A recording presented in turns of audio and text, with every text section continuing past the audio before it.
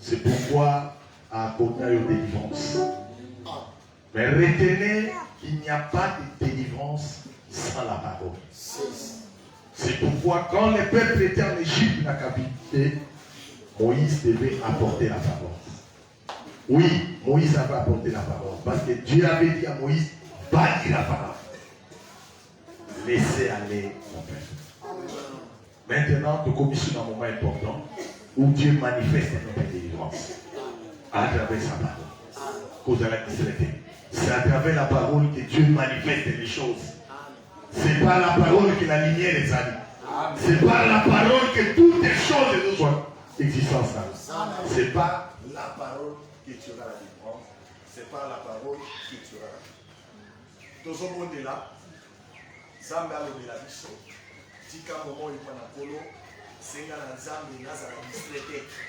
Zambé simba moke mananga loba na litoni nanga loba na kati na suku nanga na yoka yo na la profondeur na kopolo Yesu to bonne ensemble.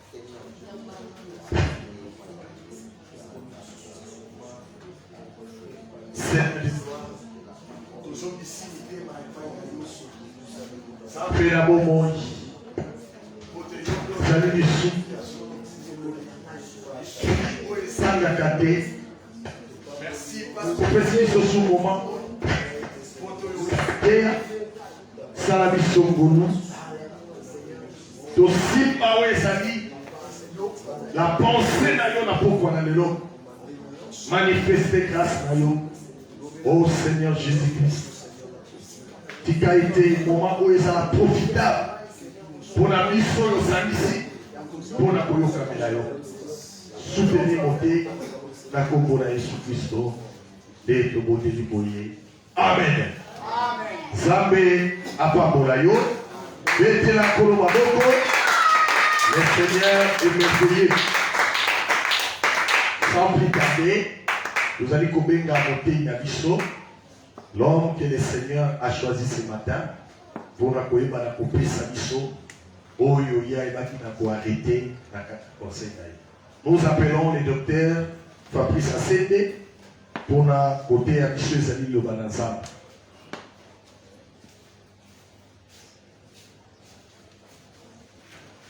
Le Seigneur nous bénisse abondamment. Je disais que le Seigneur nous bénisse abondamment.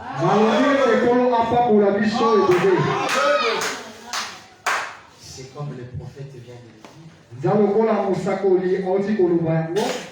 Il n'y a pas de délivrance sans la parole. En d'autres termes, si l'Éternel te prive la vraie parole, retiens que même si l'endroit où vous êtes, il est carrelé, sache-le très bien que s'il n'y a pas la parole, il n'y a pas de délivrance. Et s'il n'y a pas de délivrance, il n'y a pas non plus de vie. Parce que pour que la vie soit manifeste, il faut qu'il y ait la lumière. Or, la parole, c'est la lumière. C'est pourquoi il faut être très fier. Si tu sais que le Seigneur t'a donné la rapidement, nous prenons Psaume chapitre 40. Nous pouvons nous lever pour la lecture de la parole. Psaume 40. Psaume chapitre 40. Nous commençons au verset 1er par la grâce de Dieu. C'est un texte que nous avions déjà commencé à lire depuis la semaine passée.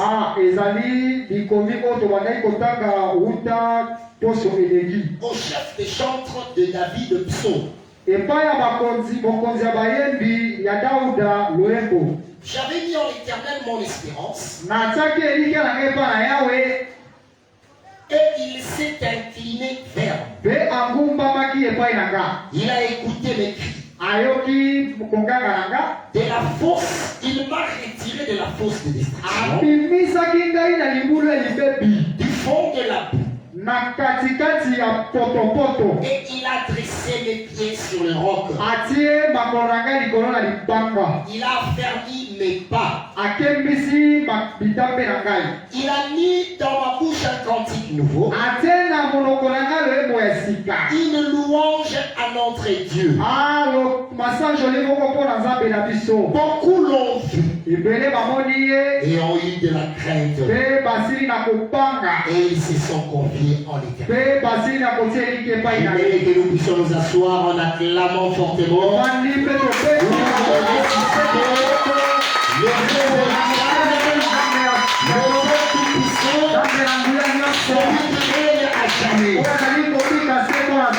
Oh, la joie est là ce soir. Nous sommes en train petit à petit nous sommes en train d'avancer vers le dimanche où nous allons mettre notre point virgule.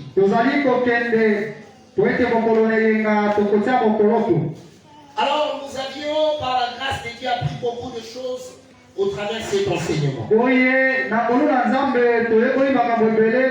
avons appris beaucoup de choses vraiment par cet enseignement. Et le Seigneur s'est puissamment glorifié. Alors, nous avions promis aujourd'hui d'abord de commencer par expliquer qui a créé cette force. Parce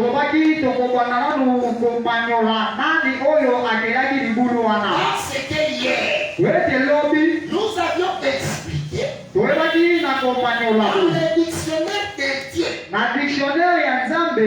qu'est-ce qu'on peut entendre par force de l'esprit.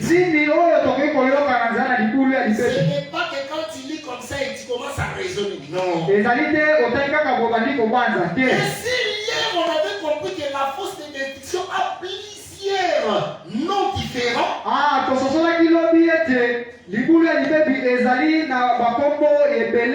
C'est que bien aimé, c'est aussi qu'ils sont en train de chercher Dieu.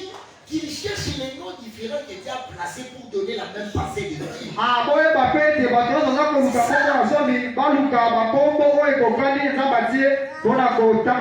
Moi, j'ai toujours dit, si quelqu'un refuse la vie, il refuse aussi les offrandes. C'est lié. Oui. Amen. Bon, papa a dit, et ça va avoir offrande. Mais problème est quoi? Soyez bénis au nom de Jésus. Soyez abondamment bénis au nom de Jésus. Alors nous prenons rapidement une écriture pour répondre à cette question. Proverbe chapitre 26. Proverbe chapitre 26. Le verset 27. Verset 27. Celui qui crée une force, il tombe. J'aimerais que nous puissions voir ça ensemble. C'est lui qui crée une force qui tombe.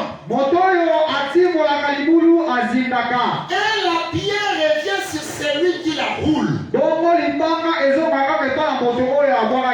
Mais ici nous devons savoir. Quand on parle de quelqu'un qui crée une force, nous pouvons aussi la comprendre de deux manières. Il y a quelqu'un qui peut venir te dire que celui qui avait créé la force, c'est Adam. Il n'a pas aussi mal prêché. Il faut d'abord savoir que l'écriture est en train de dire. Arrivera-t-il un malheur dans une ville sans que l'Éternel soit? C'est cette écriture qui nous pousse à vous dire que même ici quelqu'un dirait que Adam avait créé une force en désobéissant, comme un malheur ne peut pas arriver à une ville sans que l'Éternel en soit le cœur. C'est que le vrai auteur du malheur d'Adam, c'est Dieu. Soyez bénis au nom de Jésus. Celui qui crée une force qui tombe. Remarquez que l'Éternel otala ete yawe plante un jardin. asili na kotia kosalelaka moko Il prend le bien-aimé Adam, il le met dans le jardin. azwi ndeko adamu atie na kati elanga Suivez-moi très bien. olanaka Il malamu met le bien-aimé dans le jardin. azwi ndeko atie na kati elanga Mais quand il le met dans le jardin, ntango atie na kati elanga au lieu de lui montrer tous les arbres du jardin, esekelelakisa ye banzete nyonso ya elanga il lui montre l'arbre de la connaissance du bien et du mal. atalisi ye nzete ya boyebi ya malamu mpe ya mabe C'est très important, frère. eza motuya Et ndeko c'est ça aussi la démarche de Dieu. wana mpe lolenge ya kotambola ya En nzambe tout cas, Dieu s'est toujours répété. nzambe abandelaka Il y a un mama moment dans la paix, dans l'Israël, sans lutter à combattre la caca. voilà Même ils sont motés sur et l'on est en l'air, si quand on est au lokuta. lokuta na ye Soyez bénis au nom de Jésus. opambolama na kombo na yesu A tout compliqué français ou ana. Première chose dans la personne va penser ni nakati. Amen. Parce que Dieu n'est pas aussi français. nzambe azali moto ya lopoto te Soyez bénis au nom de Jésus-Christ. amen Alors ici nous comprenons que awa tozososola ete Dieu montre d'abord l'arbre de la connaissance du bien et du malade. nzambe alakisi nanu nzete ya boyebi ya mabe mpe ya malamu epa na adamu Oh, Dieu a répété Adam aussi par Israël. soka nzambe abandeli lisusu adamu na nzela na israele Parce que ce n'est pas moi qui l'ai dit, ezanga nde nde nalobi c'est yango Osée qui l'a dit. eza nde oseki alobi Ils yango ont transgressé l'alliance ayebi na kobuka oyo ezali boyokani comme les vulgaires. lokola bato mabe Ça, c'est dans notre version Louis II. wana ezali na version ya wili second Mais si tu regardes dans la version Darby, on dit qu'ils ont transgressé l'alliance comme Adam.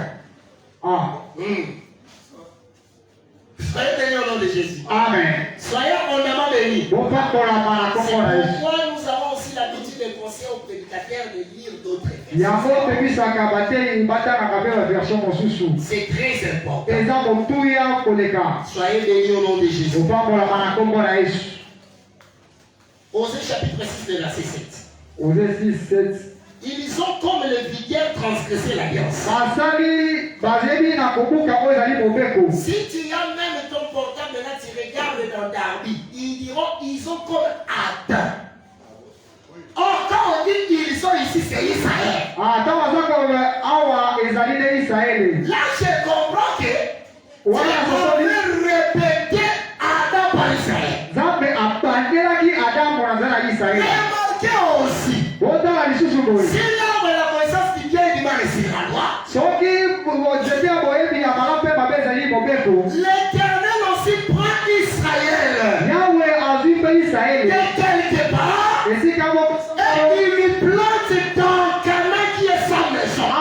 azwi na kotia bango na kana na oyo ezali ndako Là, je suis ce frère. kuna na L'église pesi des saints, ce n'est pas mort et Yamoutou, c'est une maison de Dieu. amen eklese ya basantu ezali eloko ya moto te eza ndako ya Voilà nzambe pourquoi dans la maison de Dieu, ntina na ndako ya quand nzambe quelqu'un entre, soki moto moko akoti tu étais venu de quelque part, autaki esika moko en soko venant dans la maison de Dieu, oyo na kati ya ndako ya la nzambe première chose que Dieu va te donner, eloko ya liboso ya nzambe c'est sa loi. ezali mobeko Il est là ici. akobana awa Voici comment les choses se passent. sala ndenge makambo etambola Soyez bénis au nom de Jésus. C'est ça le principe avec Dieu. wana nde Il a pris Adam de quelque part. azwi adamu esika Mais moko quand il le place dans son jardin, atie na kati elanga na il ye lui donne un premier de foi à l'arbre de la connaissance du bien. apesi ye yambo kokona nzete ya boyebi ya Mais nous sommes en train d'expliquer les tombées dans la fosse. tozali nde kotalisa kokwea libulu C'est important d'abord de t'exhorter parce qu'il y a beaucoup de gens qui se posent des questions. eza motuya kolendisa yo eza na bato ebele baza komituna Il y a bituna même des sœurs qui se disent, oh, mais nous ne comprenons pas cet évangile. ya bandeko basi biso baka biso tozososola sango malamu te Pourquoi les apôtres, quand ils prêchaient la doctrine, ils avaient tendance à toucher aux sœurs? mpona nini ntango bato ozali koteya mokongo bazali kaka kosimba ondeka kosimba Cette bandeko basi question-là, sa réponse est facile. motuna wana eyano nango ezali pete Premièrement, l'église, c'est une femme. yango eklesa eza nde mwasi Donc, en prêchant l'église, na koteyaka eklesi les apôtres devaient beaucoup plus voir la sœur. bato basengelaki komona mingi ndeko mwasi C'est logique, frère. wana nde ezali na nzela Et encore, mpe boye quand on entre dans une église, ntango tokoti na kati ya eglise ya pour bokosongola voir la doctrine sur le plan physique, mpona komona motoko na on nzoto va d'abord voir les airs. tokotala nano bandeko basi Tu vas voir les airs comment ils sont. okomona bandeko basi lolenge Quand bazali tu vois que les sœurs ne se rivalisent pas avec les apôtres, soki totali ete bandeko basi bazosa kobanda te na bantoma là maintenant tu vas regarder ce qui est sur la table. wana nde si bokotala oyo ezali likolo na mesa Matthieu 1 roi chapitre 10. La reine de Seba tango ayaka ayaka na mosango. Voilà. Mais tango akomita mosango observateur ya pe mabete. voilà Tango akomi na ndako ya Salomon atala biloko mibale. Amen. Mais la question est petite. 1 roi 10. Atala biloko mibale pour confirmer ye. Amen. Donc il dit que tu petit ou vous avez ce temps. Tout à l'heure pour comprendre. oui, oui. Soyez bénis au nom de Jésus. pambolama na kombo na yesu C'est très important. eza kotuya Quand je dis regarder la table, je parle maintenant de l'enseignement. ntango alobi tala mesa naza koloba lilakisi Je commence au verset 1er. La reine de Seba a pris la renommée que possédait Salomon. mwasi ya mokonzi ya sabata azwi kotongoma oyo ezalaki epai ya salomo À la gloire de l'Éternel, et elle vint pour le prouver par les ennemis. ntembo na yawe mpe aye mpona komeka ye na bamasese Elle arriva à Jérusalem akomi na yerusalemi avec une suite fort nombreuse. awa na bozwi ebele ezalaki kolanda ye Là, je peux sauter déjà. Le verset 3e. Salomon répondit à toutes ces questions. salomoni ayangoli na bituna na ye nyonso Et il n'y eut rien que le roi ne sut lui expliquer. eza eloko moko te oyo mokonzi abosana azalaki La reine de kotalisa Seba vit toute la sagesse de Salomon. mwasi ya saba amonaki boane nyonso ya salomoni Et la maison qu'il avait bâtie. mpe ndako abaki na kotonga Merci pour ma détail. Et les mains de sa table na bilei ya mesa na ye et la demeure de ses mpe serviteurs. bandako ya basali na ye Et les fonctions et les vêtements de ceux qui les servaient. na misala na bilamba bato basalelaka ye Est-ce que quelqu'un me suit? Amen. Il y a toute une suite logique là-dedans.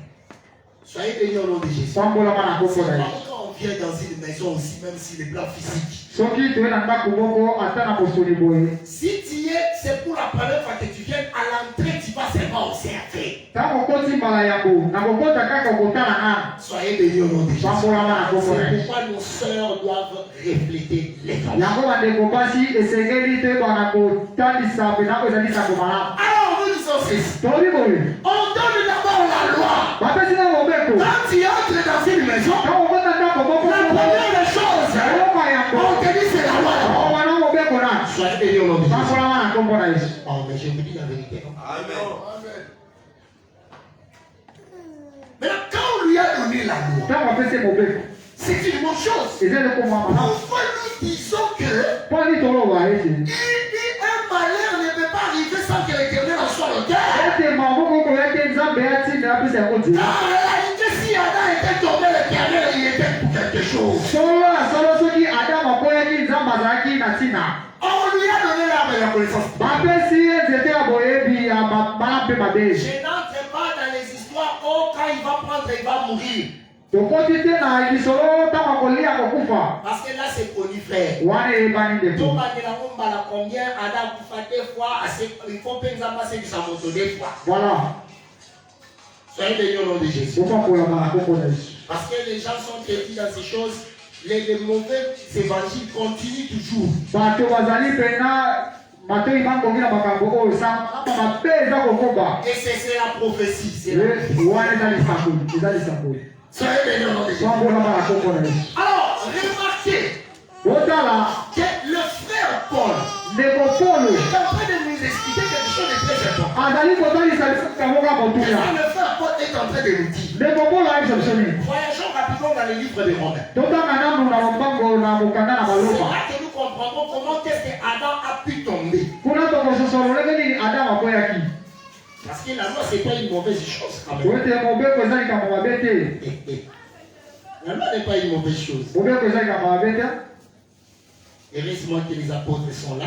Zokande batomo bazali wana isengo biso. Ils nous ont aidés. Bazalaki pona biso. Parce que s'ils ne nous avaient pas aidés, Soki basumaki biso te, comment nous pouvions savoir ces choses? wewe toka koyeba makambo. Soyez bénis au nom de Jésus. Opambolama na kombo na Yesu. Soyez abondamment bénis. Pambolama na kofuluka na kombo na Nous sommes dans les Yesu. livres de Romains rapidement. Baloma Je vais toucher quelques pensées par la grâce de Dieu. tozosimba likanisi moko na baloma. Ok. Je prends d'abord le verset 14e de Romains chapitre 5. Romains 5:14. Je sais pourquoi j'ai pris ça. Nayebi mpo ani nazwi yango. Cependant, la mort a régné Na yango donc jusqu'à Moïse. kufa ekonzaki kouta ata mokili na Mose. Même sur ceux qui n'avaient pas péché. Ata likolo bato basumukaki te. Awa déjà likambo au débat botami lelo ekwe. C'est déjà un mot clair.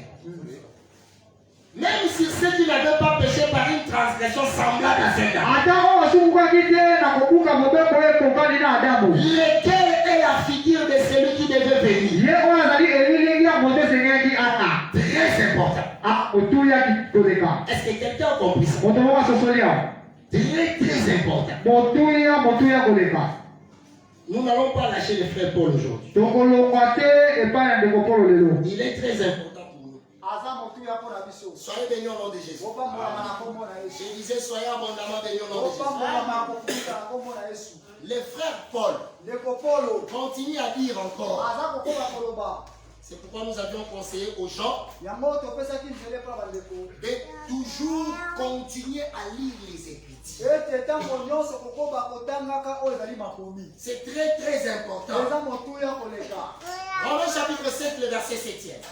Baloma chapitre 7 verset 7. Que dirons-nous donc? Nini esengeli toloba La bandeko? loi est-elle péché? Mobeko eza lisumu. Loin de là. Mosika na yango. Mais Kasi je n'ai connu le péché que par la loi. nayebi lisumu kaka na nzala mobeko. Car je n'aurais pas connu la convoitise Soka nakoki koyeba te oyo ezali si kolula. la loi n'y dit. Soki mobeko olobaki te Tu ne convoiteras pas. okolula te. Ah, nous aimons ça faire. Tolingaka boye. Cette écriture est claire. Likomi oyo ezali pena pole. Cela veut dire quoi? Eyi koloba nini? Quand le frère Paul dit ceci, Ntango ndeko Polo aloba boye. un prédicateur doit maintenant chercher Moto esengeli aluka. où est-ce que le frère Paul a poussé ça. Esinga nini oyo ndeko Polo Parce que ici, le frère Paul veut nous faire démontrer oyeti awa ndeko Polo alingi que otete biso. c'est la loi qui a poussé Adam à la mort. Ezali mobeko te etikeli Adamu na kufa. Maintenant, je vous donne encore une autre écriture Napesi bino likolo mosusu. qui va démontrer que le frère Paul était dans la raison quand il disait ça. Oyo elingi kotalisa ete ndeko Polo azalaki na nzela ntango alaki makambo. Ézéchiel chapitre 20, verset 25. Ezekiel 20 verset 5. Il les a donné des préceptes qui les pouvaient faire vivre.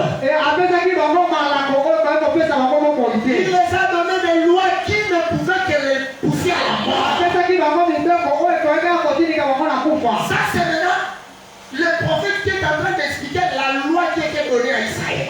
Wana ezali nde mosakoli oyo aza kotalisa mobeko epesamaki na Israeli. Cela veut dire la loi devait pousser l'homme à tomber dans une force. Soka mobeko engeki kotina moto akwela Or, libulu. l'auteur de cela, Soka nde nkolo na yango c'était Dieu lui-même. epesa mbemboko Nous associons une écriture. tosakisi yango likomi moko. Ecclésiaste. Ecclésiaste Ça, c'est merveilleux. oyo eza kitoko. Ça, c'est très merveilleux. Eza kitoko koleka. Ecclésiaste chapitre 4e. Ecclésiaste chapitre 4 libwa mpe zomi. Devant le mieux qu'un. Mibale baza motuya koleka Parce moko. qu'ils retirent un bon salaire de leur travail. Ete baza kozwa lifuta malamu na Car s'ils tombent, ete soki bakulai l'heure et l'heure sont comptées. moko akoyeba kotelemisa ndeko na ye. Le malheur à celui qui est seul Kasi mwana moto aza eboko et qui tombe mpe aza kokwea sans un second qui va le réveiller. ete ya mibale ya te mpona kotombola. Cette écriture a aussi son frère. Likomi oyo eza mpe na ndeko na Son ye. frère, c'est 1 Corinthiens chapitre 15. Ndeko na ye ezali Le ekorete. premier Adam était terrestre. Adamu Voilà pourquoi il devait tomber. yango esengaki Mais le second est céleste. kasi ya mibale eza Il vient, il tombe pour relever celui qui est tombé. azoya akwei mpona kotelemisa oyo akweyaki. Heureusement que l'écriture avait mis une balustrade. zoka nde likomi etiaki mpena oyo ezali singili Nélo papa. ndelo. Quand il met une balustrade, il dit ceci. Ntango batie ndelo balobi boyo Il dit, il est le second et le dernier. azali bato ya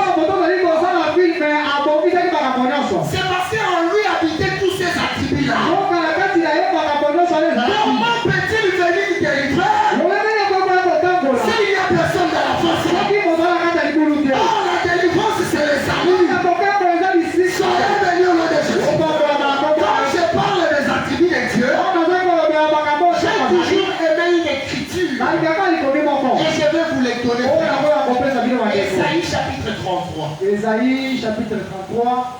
Parce que cette écriture-là, moi, je la trouve beaucoup plus claire, frère. Et si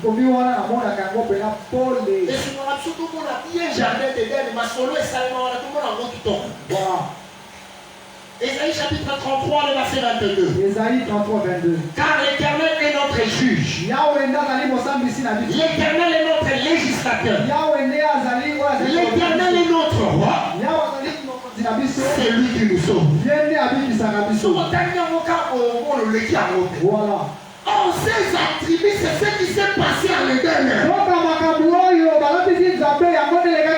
L'Éternel, il était d'abord au roi pour Adam. Il était son roi. Soyez bénis au nom de Jésus. Amen. Mais étant le roi, il devait lui donner la loi. Il devait lui donner la loi. Mais quand Adam tombe, le voilà comme il est juge. Il était comme il est juge. Mais il ne se limitera pas à juger. Il a aussi sauvé. Il a venu sauver frère. Amen. Il y avait ces quatre attributs en lui. Soyez bénis au nom de Jésus. Voilà. Je vous informe d'ailleurs que la fête y a moisson. Sur les plans prophétiques, ils sont nés au Bikako. Voilà. Écriture les amis. Ça va. Jérémie chapitre 8, le verset 20. La moisson est passée, nous ne sommes pas encore sauvés. Parce que le moment par Israélite. Nous avons dit quand l'avenir aux moisson. Nous fermons la parenthèse. Il faut bien lire la Bible. Bien lire. Que le Seigneur te console au nom de Jésus. Alors ici nous comprenons que lui-même avec le ciel il tombe. Et cette écriture devait s'accomplir chez lui. Quand tu crées sur le tas, s'il te plaît, tu dois y tomber aussi. Aujourd'hui, on va expliquer comment il est tombé. Et ça, c'est merveilleux. Parce que le fait de tomber là, c'est ça aussi le fait de s'incliner. Ça, c'est merveilleux. C'est ça aussi le fait de s'incliner. Mais remarquez, je sens les Samaritains m'appeler, mais il doit attendre un peu. Il attend un peu, pardon. Parce que vous allez remarquer, quand quelqu'un tombe dans un trou, quand l'autre vient tomber dans le trou, il y a quelque chose qui se passe. Il devient semblable. Quelqu'un comprend ça. Il devient semblable avec celui qui était tombé. Il a dit ça, mais on dit que ça sonne même une soit comme le roi Mototeur.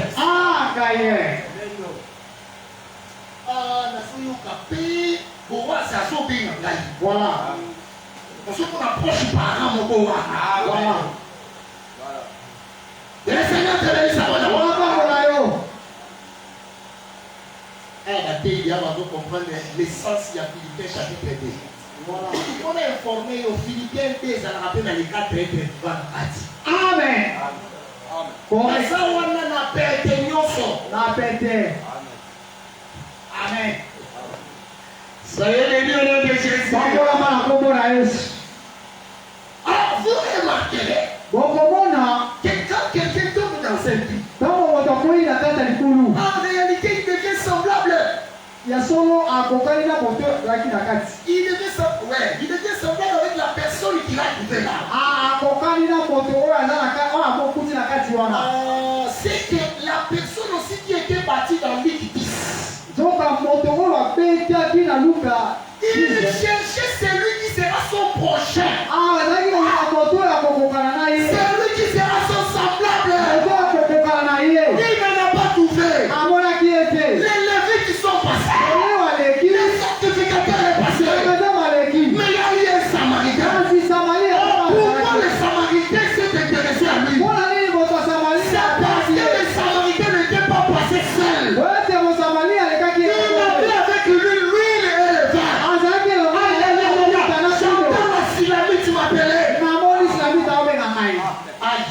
Seigneur. L'écriture dit. On pose la question à la Silamite. Quand ton mari est plus excellent que nous autres. Cantique des cantiques. Amen.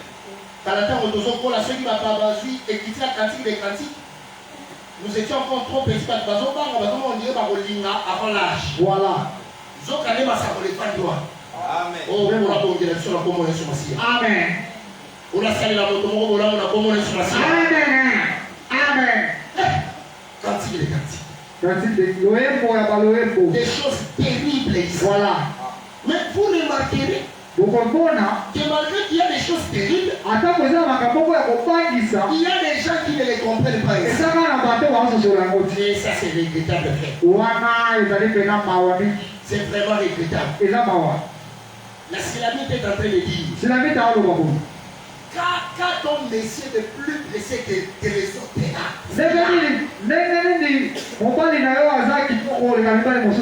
Il faut qu'un saint sache expliquer ça. C'est très important. Il faut qu'un saint sache expliquer. Ok. Cantique des Cantiques, le chapitre 5, je crois. Si je ne m'abuse pas. Ok, le chapitre 5, le verset 10. On peut commencer au verset 9. Quand on vient de mettre de plus qu'un autre. Oh, la plus belle des femmes. Quand on vient de mettre plus qu'un autre pour que tu nous conjures ainsi.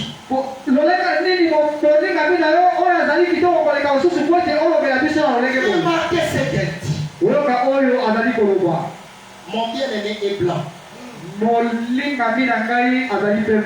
Et vermeil. Papa, voilà. Il est blanc et vermeil. Il se distingue entre 10 000.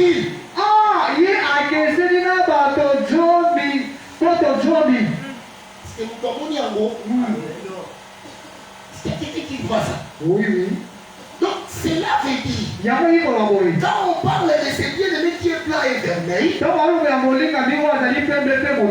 il faut savoir que ce bien-aimé en réalité c'est Jésus-Christ. Les autres sont venus avec la parole, mais ils n'avaient pas l'explication. Mais lui vient avec la parole et l'explication. Parce qu'en réalité, lui-même il était l'explication. C'est comme ça que tu vas remarquer que les Samaritains, ils devaient stationner alors que les autres passaient.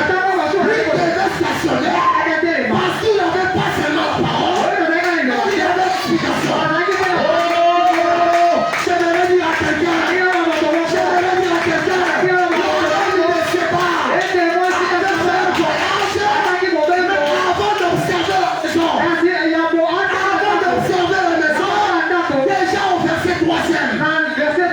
Salomon avait répondu à toutes ces questions. Salomon a répondu à toutes ces questions.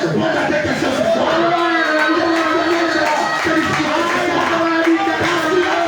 de différent entre lui et les autres. Amen. Car, et l'autre était sénissant sa main. Oui. N'a pas son sou pour faire au but de sa tête. Et ça peut être. Voilà. Mon père, si notre femme à la note, on est un immoraux. Que le Seigneur te bénisse. Il était obligé. Et ça, c'est très important. Il faut qu'on y ait que tant qu'on a traité, le mouvement de Salomon avec Lazare, c'est le même mouvement. Quand on a traité les Samaritains, après les milliers et pas à honte.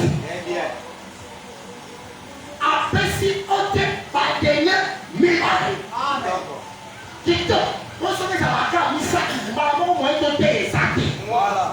Après si il est mis par là, il traité les madame.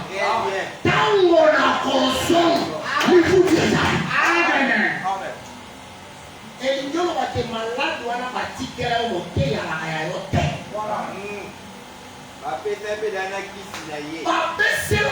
Dieu te bénisse, Père. On continue dans ma qualité. C'est là un peu déjà ici. Il faut que nous compliquions la loi et le témoignage. Mais ici, la loi.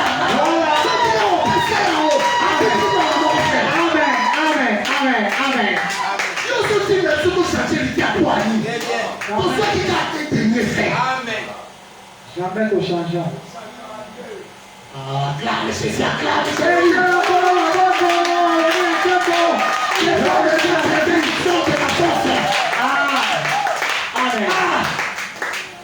Soyez bénis au nom de Jésus. Et il dit que l'on va poser la petite instruction. Église peut aller à l'hôpital.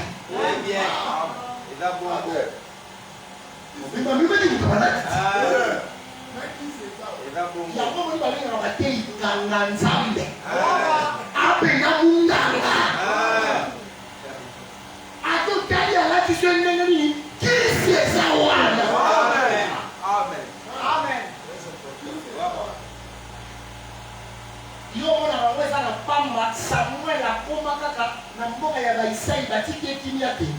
Merci nous pays au tambola. Le tamboli boy. C'est que là on dit tambola ça. J'aimerais dire à quelqu'un. Il mérite la faute de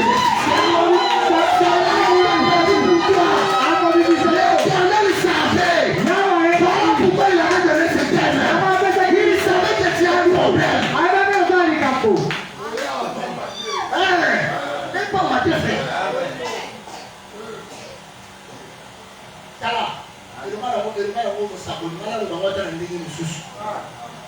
C'est mon savon la si mal par rapport à Abraham et Sarah Lobi. Parce qu'on a eu le baron dans les moussous. Et puis que moi, c'est mon temps qui là, c'est qu'à la moussou. Alors, la gueule, tant que je suis là, la simba, il y a ma voiture. Et souvent, il y a des canets ici. Est-ce qu'il y a quelqu'un qui me comprend? Raisin. Soleil étant molaka et kimata. Il faut y avoir au pire exemple.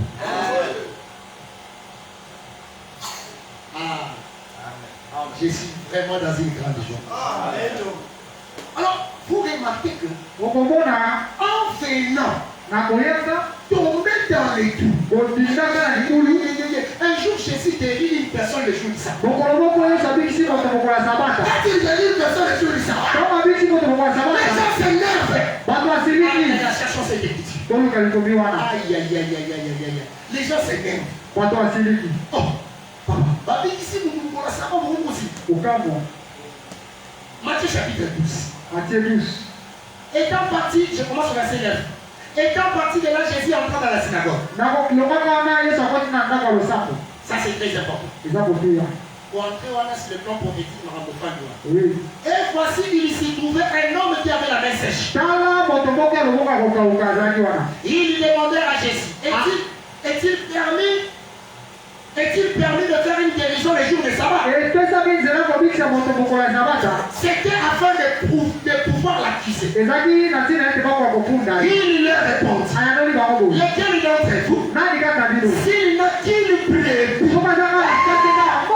et qu'elle tombe dans une fosse, le jour du sabbat, ne la retirez pas pour la laisser.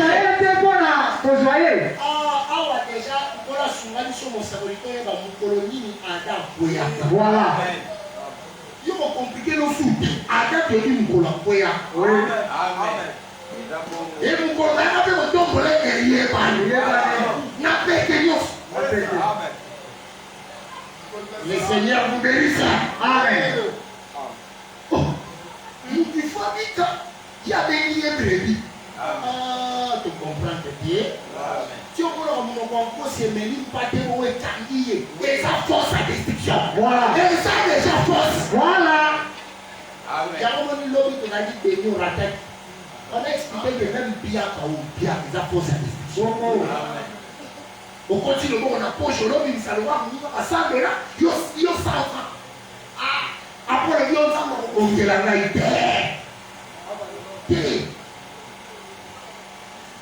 Que le Seigneur nous bénisse. Amen. Amen. C'est pourquoi aussi je te conseille, il faut que tu aies une activité, c'est important. C'est très important. Amen. Voilà. Il faut que tu aies une activité. S'il ne prédit pas, il ne viendra-t-il pas pour la relever? Ça c'est très important. Donc Dieu le fait. Venant pour retirer la personne de la force, retirer Adam ou Israël de la force, l'Éternel devait s'incliner. Il faut comprendre que c'est ça aussi le processus de l'exaucement.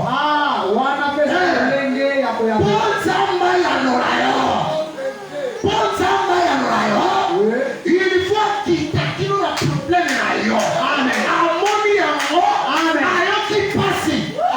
les compatissants, c'est que l'Éternel. Tu n'auras jamais d'autres compatissants. Les compatissants, c'est l'Éternel. Même si tu racontes quelque chose à quelqu'un, il pourra résilier demain. Les compatissants, c'est l'Éternel. Ils sont vérité. Amen. Yango wana répétaka yango mana nyonso. Soki nzambe asi alobeli nga na okela asumu répété. C'est été qui commence. Maintenant, quand il tombe dans les coups, lui aussi, cela veut dire que quand il va aller à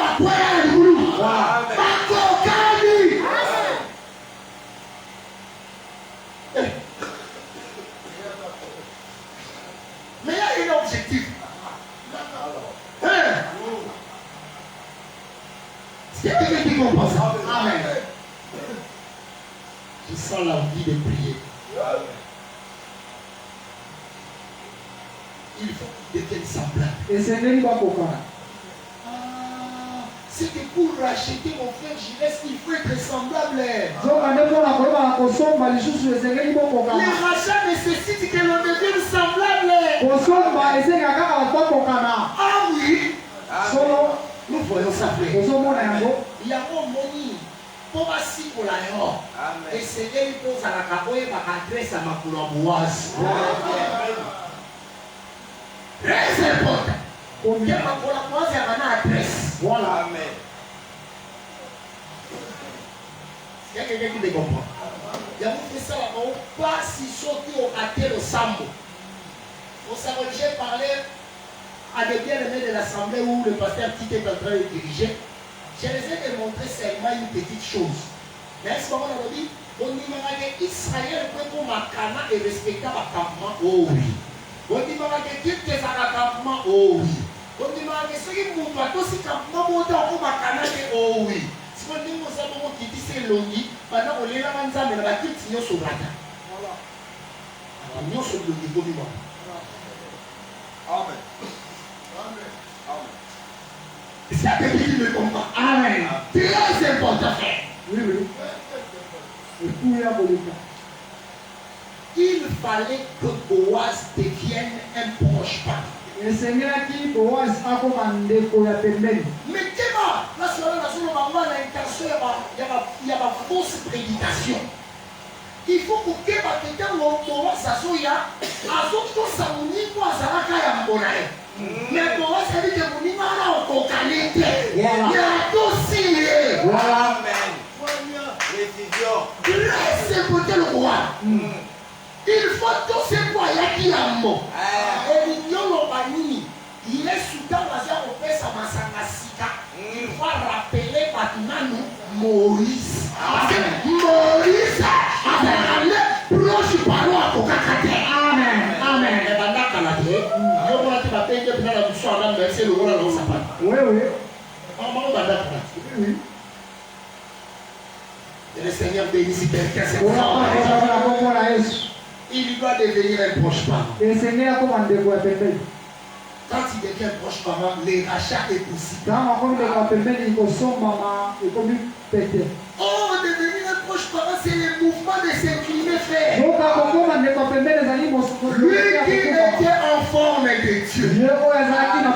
Il a voulu devenir comme un simple homme. Devenir comme un simple homme, ça pouvait lui faciliter. Devenir sauvé. Amen. Est-ce que vous avez dit bien? Oui. Ça devait lui faciliter faire. Amen. Il y a quelqu'un qui ne comprend. Amen. Mais si tu vas comprendre que c'est facile de faire. Hein? N'avez-vous pas lu dans les Écritures que quand il s'incline, pour venir s'incliner, il doit descendre. Or,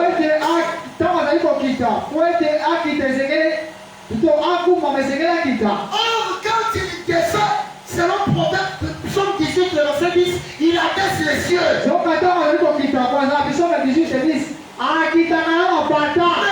cieux là, il ne faut pas se limiter là-bas. Selon Apocalypse 6, le verset 14, les cieux c'est tout un livre. Esaïe 34, le verset 4, ça va écrire. Voilà. Les cieux c'est tout un livre. Oh! Selon Genèse chapitre 5, Genèse 5, le verset 1 à 2, le livre c'est la postérité. Le livre c'est la postérité. En réalité, la postérité c'est le fils. Est-ce que quelqu'un comprend ça? En autre terme, quand on dit qu'il a baissé les cieux, quand on dit que Jésus a entendu les cris, et Exode chapitre 3, et Jésus descendu, voilà. Amen.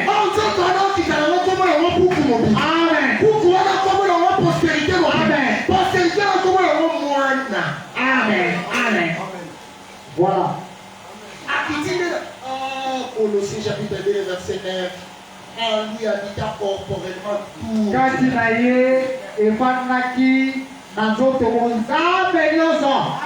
Toute la et Dieu va dire, poison de l'air dans l'air. Ça passera le pont. Voilà. Soyez bénis en Jésus. Amen. Cette coupe-là qui est remplie, ça c'est très important. Très important. Il descend. On a changé langage. Tu sais que l'Éternel habite dans les cieux, non? Maintenant, quand il dit il descend, et que l'Écriture des psaumes dit il abaisse les cieux, je vais un peu prophétique. Vous allez comprendre que je simplifie. Qu'est-ce que je vais dire? Je vais juste te dire, dans la création visible, c'est sur l'étendue appelée ciel que l'Éternel avait placé la lumière pour faire luminaire. En d'autres termes, quand on dit que il a descendu les cieux, c'est la lumière qui vient maintenant jusqu'à faire la terre pour chasser toutes les ténèbres. C'est comme ça que dans Jean chapitre 1er, Amen. il dira clairement au commencement, il dit la parole. La parole était avec Dieu. Et la parole était Dieu. En elle était la vie. Et la vie était la lumière du monde. Donc quand les cieux s'abaissent, c'est là que Dieu est éclairé. Je comprends aussi chez le prophète. C'est dans nos églises, c'est ça. À chaque fois où la parole est prêchée, c'est les cieux qui s'abaissent. Frère,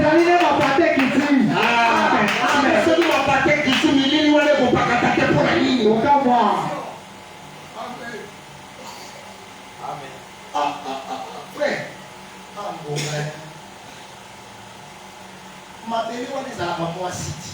Oui. Esaïe comme ta béni n'a pas été. Esaïe n'a yangana te. Esaïe. Oui. Ta terre sera appelée épouse. Amen. Ça a été. Si tu souhaitez m'appeler, et yambi, ma pato et kiti, on m'a paté kiti n'a pas éliminé, c'est que tu n'as pas mon créé dans l'Apocalypse 12. La moni m'a donné beaucoup. on peut éliminer les conditions. Voilà. L'enveloppé du soleil. Amen. La lune sous ses pieds. Amen. Et puis les couronnes de 12 étoiles. Amen. Mais voyez-vous pas l'éliminer de Genèse chapitre 1 là-bas? Voilà. Et il dit qu'on va nini.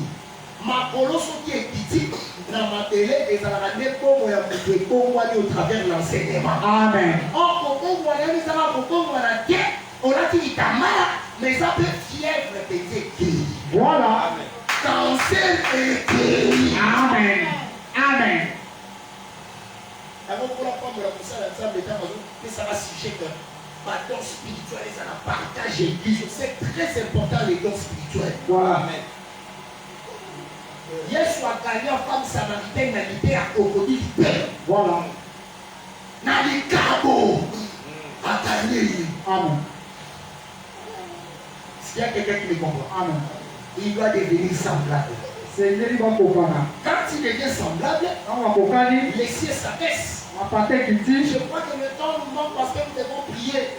Tant que j'ai posé la question, On va toucher aussi la broderie du tabernacle. Yopi tokosimba kotokama ya ngombo. Parce que les soucis, Wete mawana biso. je peux en parler, les soucis du tabernacle, Wete posa ya ngombo. en venant habiter dans Israël, c'est que l'Éternel qui voulait habiter parmi eux. Toye kokana na libota izaki nzambe na C'est ça, il veut devenir semblable à eux. Ah, alingeka kokana na bango. Mais ce tabernacle avait pour modèle celle que Moïse avait dit sur la hauteur. Ngombo wana ezalaki na kokokana na oyo Moïse amonaki mpona ngomba.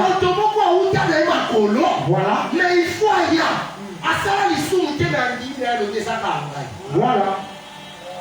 Est-ce qu'il y a quelqu'un qui comprend ça? Amen. Nous soyons les là. Maintenant, quand j'ai dit ça, je me sens comme on a dans Genèse 38, tu n'oses pas dire. Pour mon amour, nous avons PTP. Voilà. Amen. Chiche. Comptez à ça, on a un avocat. Chiche, la minute où on est allé frère Chida. Il était chiche. Voilà. Pourquoi tu dis qu'on peut se rendre ça? Amen. On ne soit pas moulin. Amen. Quand on a fait ça, on dit, c'est là, Nicolas Moïté. Moi, là, on a fait le thé, Nicolas Moïté.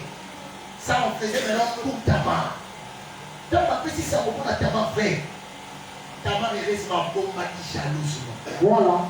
Garde jalousement le soleil. Pompa Garde jalousement les étoiles. Garde jalousement la lune. Be Sanza. La lune, ça la lune. Va éviter que la lune, ça va aussi. Genèse 37, là, il était. Genèse 37. Notre père a raté à Joseph. Joseph, tu as dit non, non. Allez, dis-moi, l'autre, il faut bien. Tata, ça m'a dit, maman, ça. Là, il était. Tu te dis, maman, ça va Sanza. Tu te dis, maman, ça va Galata, tu te dis, maman, on a Sanza, ça alliance. Ah, c'est que quand on a tiré la ligne sous ses pieds, c'est un peuple qui doit marcher dans l'alliance. Amen. Est-ce que vous avez dit là bien? Amen. Ceux qui ont bien enveloppé du soleil, le soleil comme l'éternel, comme la parole, et c'est lui la parole comme a fait de mal alors. Amen. Est-ce que vous comprenez la très bien, madame? Amen. Et la couronne du 12 étoiles, le chiffre 12, c'est aussi le fondement. Amen. C'est ce que vous avez dit, madame. Amen. Et nous, on va dire de Moshine, c'est nous, on va à cause de la aussi. Il y a maladie, c'est un Thomas, nous aurons une couronne. Amen. Selon cette écriture-là, nous aurons une couronne. Amen. On a dit, la porte, alléluia, ça, mais la dame, nous comprendre que derrière le problème d'ailleurs, nous avons un ensemble de bataille ici. Amen. Pour y soyez comme qui ça là, ça, par nous les solos qui tombent. Là, c'est pour la même histoire. Lazare, ton ami. Il va dire les solos. Ton ami. Et ça pour ne pas mater. Il faut aller l'eau que ils sont là, Jésus. Voilà. Quand ils sont là, ils faut aller l'eau que ils sont là. Voilà. Ah, moi là, il m'a connu d'avance. Amen. Je Amen. sais que toi aussi, tu as connu d'avance. Amen. Ce n'est pas pour rien qu'il t'a apporté la parole. Parce que c'est au travers de la parole qu'il a appris le il abaisse les cieux. Akitisi mapata. Mais quand Jésus marchait dans les rues de Jérusalem, Weketango Yesu zako tambo kotambola na bango nzela ya Yerusalemu. C'était les ciels sur la terre. Ezalaki nde makolo likolo na mabele. Les ciels sur la terre est en train de marcher. Makolo na mabele. Voilà pourquoi il n'avait pas honte de dire. Yango azali na so te koloba. Le Père est en moi. Tata aza na ngai. Oui, il pouvait dire ça. Akoka koloba yango. Parce que le ciel était sur la terre. Po ete likolo ezalaki na mabele. Na kiti na kope na instruction. Bateyo babengami na Nzambe bazalaka mpe le ciel sur la terre. Voilà. Soki omoni eluko profite osalele bonamu nyonso ezodispose liboso na yo. Voilà. Parce que amemi mvula. Vous comprenez là? Amen. Bon, déjà, si la soirée, nous sommes avec ceux qui sont exaltés dans la touche, on va dans le baba ming. Mais on va lui demander pour la tête. Oui, oui. On a encore mon la tête. Voilà, nous avons mis dans la scène de l'église. La scène a un partenaire. Allez, on a l'église dans les réseaux sociaux. Je permets à la femme de la cimetière qui. Il dit, ma belle frère. C'est ça. Vous la tête. Donc, juste pour te dire, aujourd'hui nous allons prier. Mais nous allons prier avec ceux qui comprennent que dit comme le comme il est en tout cas